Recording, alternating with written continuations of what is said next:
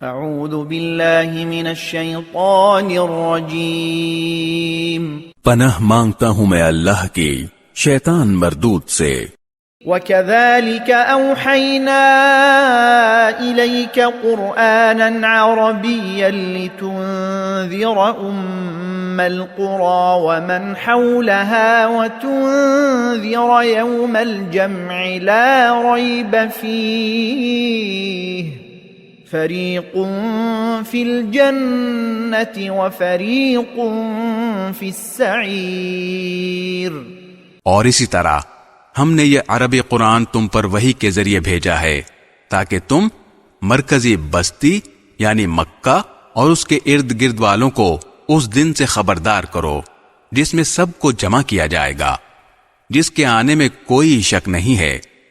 ایک گروہ جنت میں جائے گا اور ایک گروہ بھڑکتی ہوئی آگ میں۔